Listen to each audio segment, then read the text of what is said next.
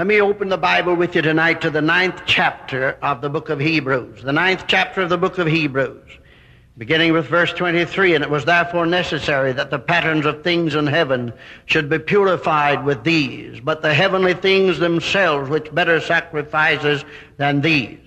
For Christ is not entered into the holy place made with hands, which are the figures of the true, but into heaven itself, now to appear in the presence of God for us.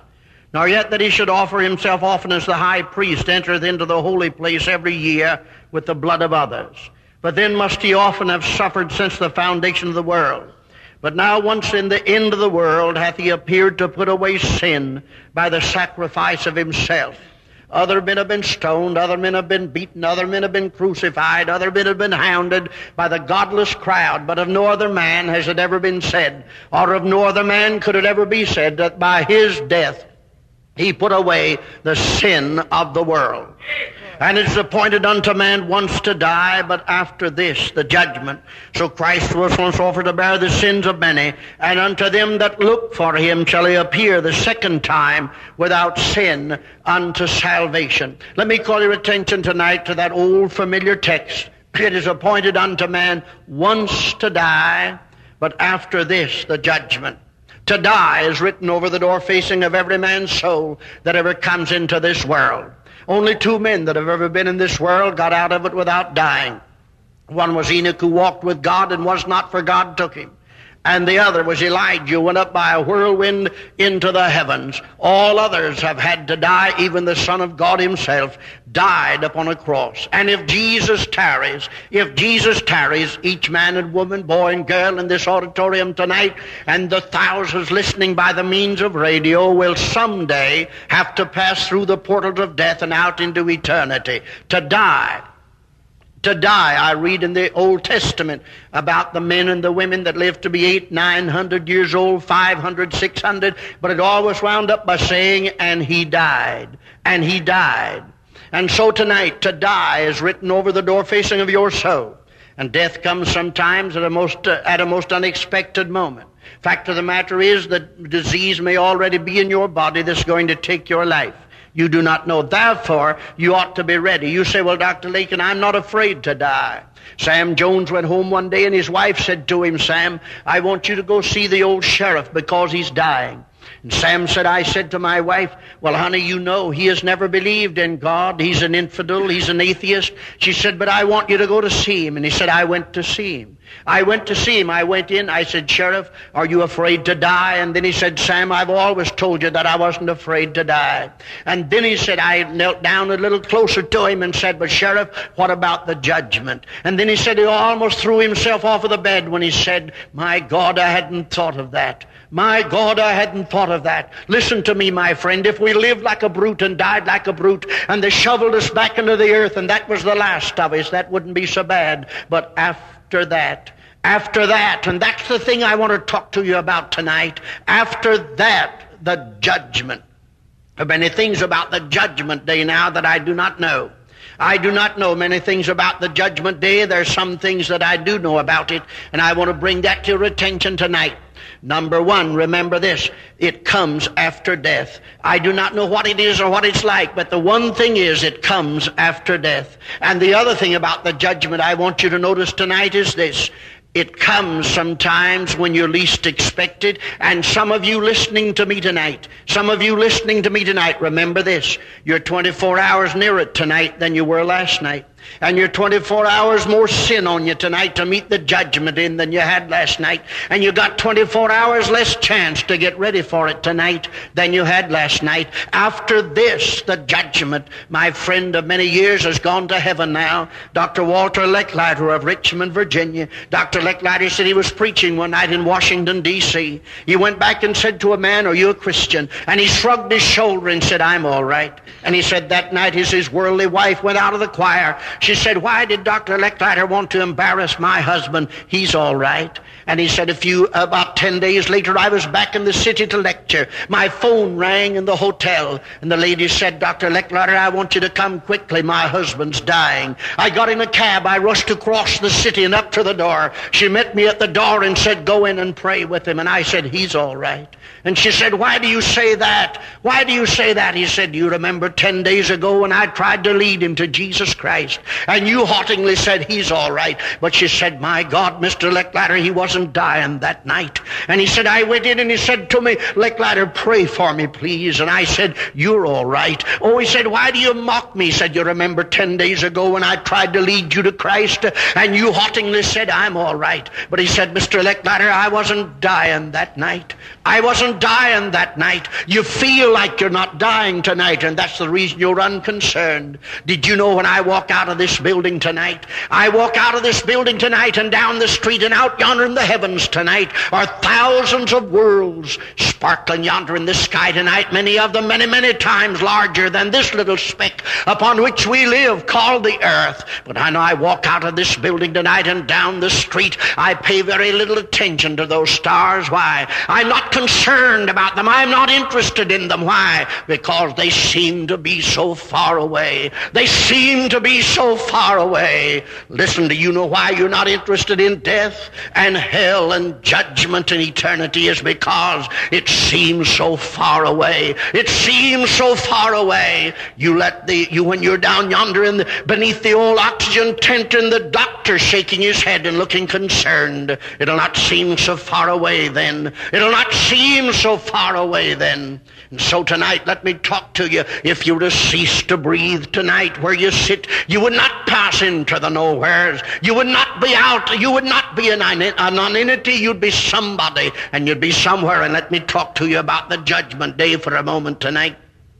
I know people who live in sin and who live like brutes would like to think they would die like brutes, and that would be the rest, would be the end of it. And people living in sin tonight may scoff at the fact of the judgment and may scoff at the fact of a life beyond. But remember this, you may laugh at the fact and you may scoff at the fact, but you'll never be able to laugh the fact away. You'll never be able to scoff it out of this book tonight, because thy word, O God, is forever settled in heaven. It may not be settled in some universities and colleges and seminaries, but you put it down tonight, it's forever settled in heaven. And the stars may fall and the mountains crumble to dust and the empires cease, but thy word, O God, will abide forever, and you'll never get around it. And so tonight, the certainty of the judgment day out yonder before you tonight is true. Why? Because God said he hath appointed. God said he hath appointed. God said he has fixed a day in the which he's going to judge this world in righteousness.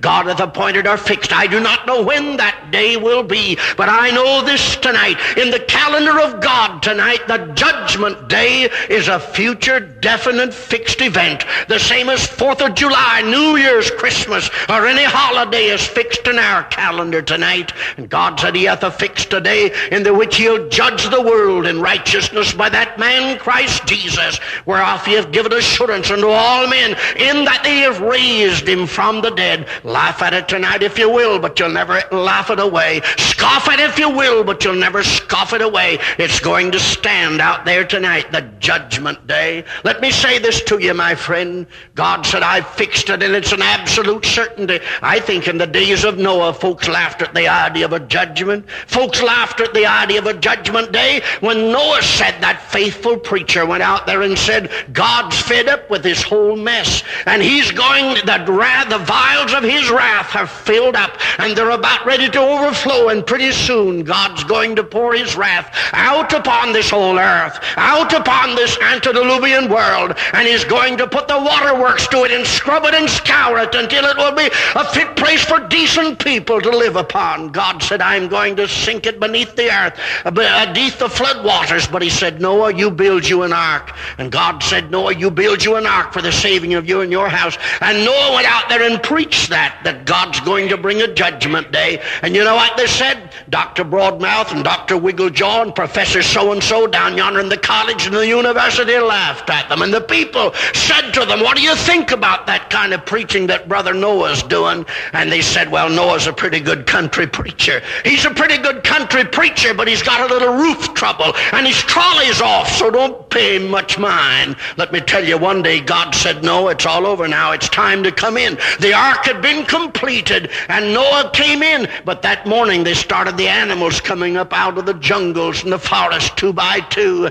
And so they said to the critics, they said, what do you think of this? And they said, it's quite a phenomenon, but unscientific to believe there'll be any rain, because only a mist has gone up from the earth. And then God said, Noah, take your family and go in. And he went in, and God shut him in. And God shut him in. And when God shut him in, the clouds began to roll up, and it got dark above, and the earth trembled from beneath, and the waters came up, and the waters came down. And when the floods descended and the rains came, you know what they did? They got out their little John boats and their little rafts, and they started manufacturing some sort of a conveyance for them, and somehow they had them all the way along. And theirs was just as good as Noah's Ark, as long as the sun was shining. When the test came and the judgment came, they found that theirs was inadequate. A lot of you tonight listening to me, you've got your little religious raft.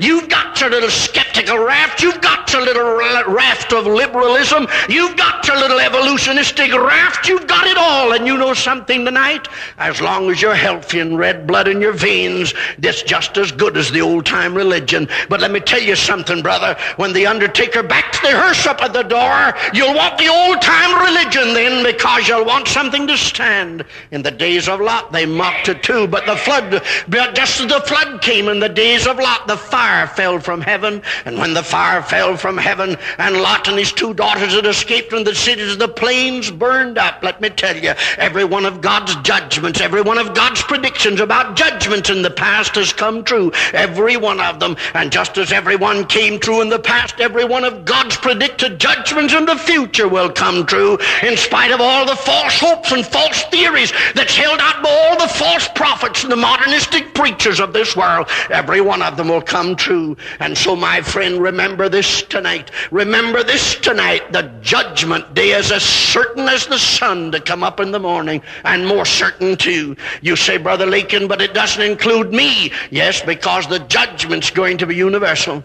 You may get away from some things, but let me tell you something. God's going to judge the world. I don't mean just a few people on the other side of the tracks. I don't mean just a few poor people and ignorant people. Like a preacher said to me not long ago, he said, I have to have a revival every now and then in my church to satisfy that class of people. He said, the more intellectual, the more cultured of my congregation, they don't believe in it, but I have to do it to satisfy these others. Let me tell you something, my friend. When the judgment day comes, you're going to stand before God regardless of race or standing or culture or condition. You're going to stand before God. And the woman that sparkles and scintillates with diamonds and rustles in silks and satins is going to stand before God the same as the woman, my friend, that cleans and scrubs her floors, because it's not going to be a class proposition. You're going to face God. You may not think so. You may not think so. You may not like it, but my friend, I'm telling you this.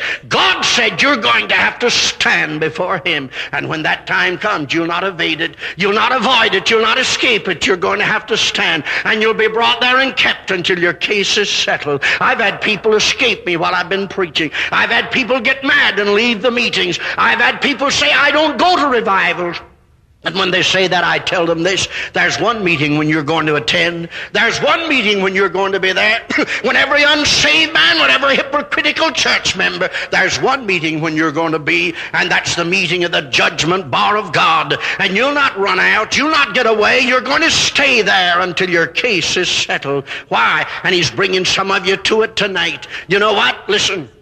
Out yonder in heaven tonight, when God gets ready to bring you to judgment, you know what he did? He dispatched a deputy sheriff from the glory one day and touched your hair and it became gray. He dispatched another one day and touched your limbs and you walked upon a cane. He's dispatched another one day and touched my eyes and I put on these glasses. Listen to me, there's an old gray-bearded preacher going up and down this world with a mowing scythe in one hand and an hourglass in the other. And one day he'll take you for his text and he'll mow you down and drag you to the judgment bar of God. And when you come, you'll have to face him and stay until your case is settled.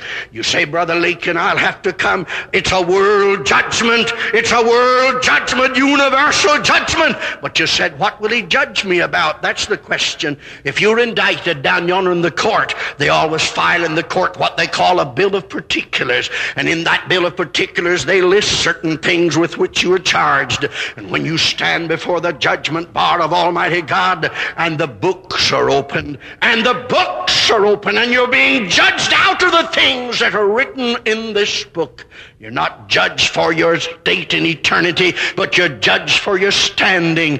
You'll be judged for your standing in eternity out of the books. He said the books were open. Of course, there's a book also, and those that are found in the book will not be in the books, my friend.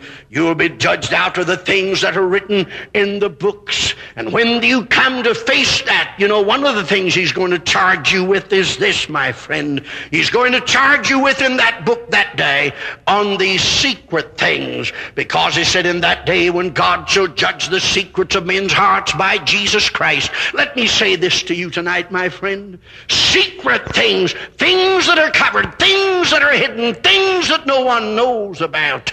You'll have to answer to God for it.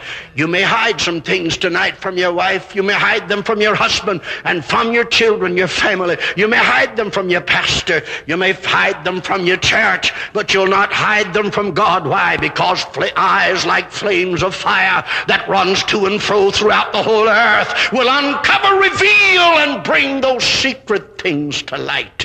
I believe there are people tonight would commit suicide in a moment if they knew things that were covered up in their lives were going to be exposed. I wonder tonight as I preach, I wonder tonight if I could cause the 3 secret sins of your life to come up out of your heart tonight and write themselves across your face. I wonder how many in this audience, or the audience by radio, would want a false face if that could happen. Let me say this. Suppose I had the power tonight to put your life right up there on that wall tonight and your heart as the people think it is. And then on the other hand, suppose I could put it tonight as God really knows it is. Would you want to be sitting beside your wife? Would you want to be sitting beside your husband? Listen to me, boy. Listen to me, girl. Would you want your mother and father to see it tonight if I could put it up there? Would you want it tonight? Suppose I'd say in the next 5 minutes I'm going to put the secret sins of this audience upon this wall tonight. How many of you would grab something and rush out of this building tonight? Suppose I could take you down into the basement of this church tonight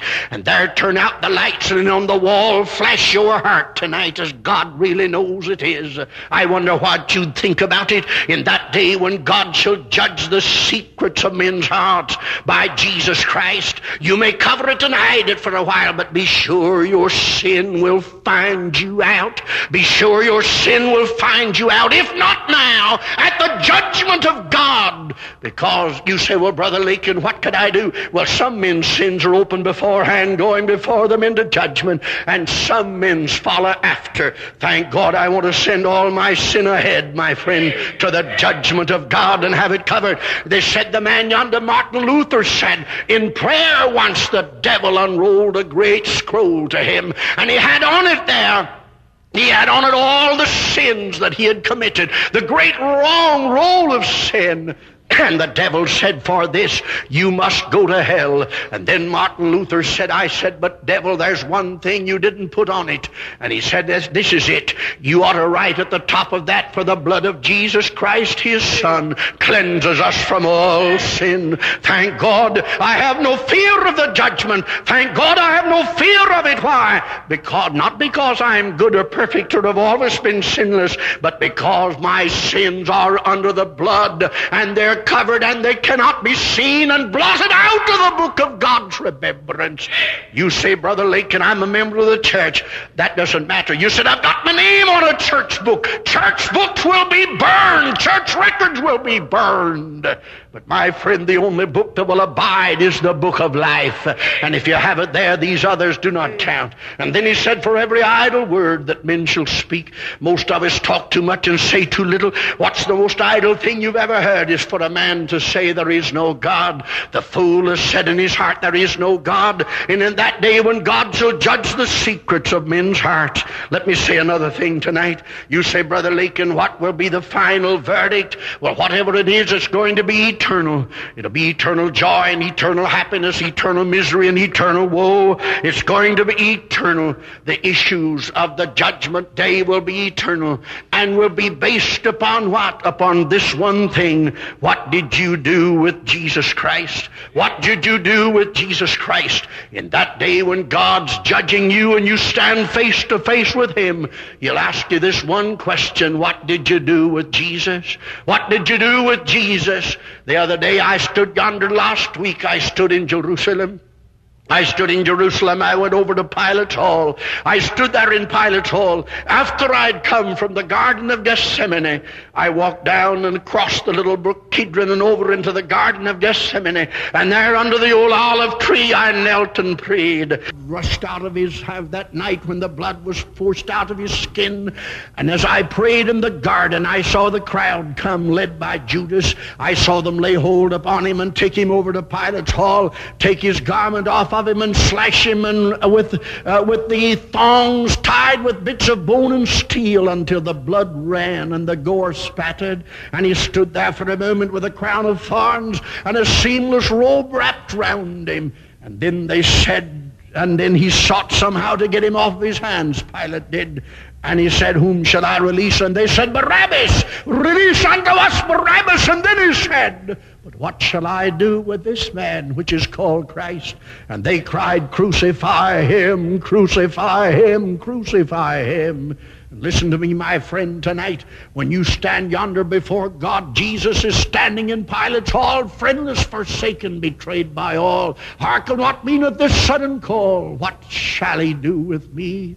You'll have to answer to God for how you've treated His Son. Let me say another thing. You say, Brother Lakin, who's going to judge me? It's going to be one who knows all about you. It's one who knows your faults and your failings. It's the one who knows where you've been and where you're going. It's one who knows every thought that ever percolated through your brain. It's the one who attends the funeral of every sparrow and counts the numbers of the hairs of your head. That's the one, is Jesus Christ. What Jesus? The Jesus whose deity you're denying. The Jesus whose blood you're spurning. Jesus whose love and mercy you're rejecting. That's the Jesus that you'll have to stand and face. You heard the story of the man standing on the street corner when a runaway team came rushing down the street. And he leaped out into the street and was about to be crushed beneath their feet when a man pulled him to the walk. And that night, for some minor crime, he was arrested, and the next morning before the judge was about to sentence him. And the man said, but Judge, you don't know me, do you?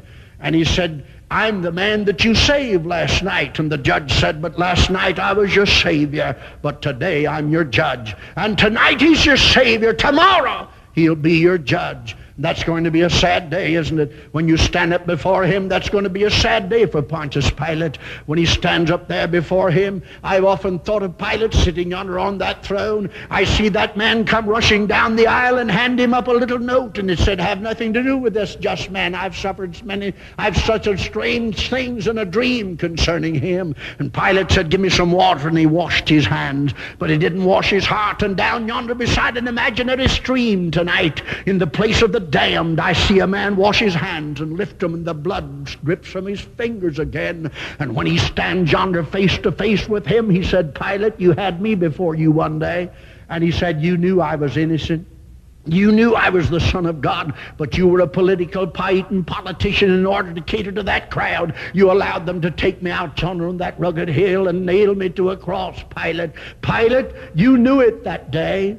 That's going to be a sad day for Judas Iscariot. He said, Judas, you remember the night you came across the little brook and over into the garden and said, Hail, Master, and kissed me? You remember when you went yonder and sold me for 30 pieces of silver and then threw down the silver? And I imagine yonder tonight, walking up and down the sulphuric streets of the damned, a man throws the money down, it bounces back into his hands, and it bounces back into his hands. He said, Judas, if you had only waited even after they crucified me, if you hadn't gone out and hanged yourself, if you hadn't gone out and committed suicide, if you'd even waited until after I'd arisen from the dead, and if you'd have stopped as I went along the road to Emmaus, if you'd have only stopped then and come out into the middle of the road and bowed down before me, I would have forgiven you, saved you, and taken you to heaven. But Judas, you sold me and went out and committed suicide. It's going to be a sad day for some false preachers and false prophets and professors who've damned people and robbed them of their faith and taken away. It's going to be a sad day. It's going to be a sad day for some mothers when they turn the street yonder in the corners of hell and run into a daughter that said, you put me in the dance and you put me in the place of amusement, and here I am. It's going to be a sad day for some father whose son runs into him and said, I filled a drunkard's grave because you taught me, because you taught me. That's going to be a sad day for some, my friend, when you stand up before him. Listen, sit here nonchalantly tonight, but remember this, there's coming a day when you're going to stand face to face with him. I dreamed that the great judgment morning had dawned and the trumpet had blown. I dreamed the nations had gathered to judgment around the white throne. And from the throne came a bright shining angel that stood on the land and the sea and swore with his hand raised to heaven that time was no longer to be. Then oh, what a weeping and wailing as the lost were told of their fate. They cried for rocks and mountains. They prayed, but their prayers were too late. I would God I could paint you a picture of the judgment day tonight till you'd never forget it. Yonder the great hall is all filled now, and the people are waiting with expectancy. And yonder is the throne, its overwhelming splendor I can't describe. And then there comes one to sit upon the throne. Around his head is a rainbow, at his feet is a sea of glass. And his face is described as shining above the noonday sun, and the books were opened, and he began to judge them out of the things that are written therein. And when he had finished, he said, Depart from me, ye cursed, into everlasting punishment. And there is a scurrying hither and yon, and the first thing you know, the big hall is emptied, and the big book closes with a jar, and the judge comes down from the throne, and the court of heaven is adjourned for eternity. The high court of heaven is adjourned and will never meet again. It will never meet again. Listen to me, my friend. What you doing about the salvation of your soul, you'll have to do before the wood of the cradle ever bumps the marble of the tomb. That's my message to you tonight. If you were to cease to breathe where you sit tonight, would you be in heaven or hell? It's appointed unto man once to die, and after this, the judgment. Those of you listening to me tonight way out yonder across the hills and valleys, with tears tonight I say, do not come upon this thing unexpectedly.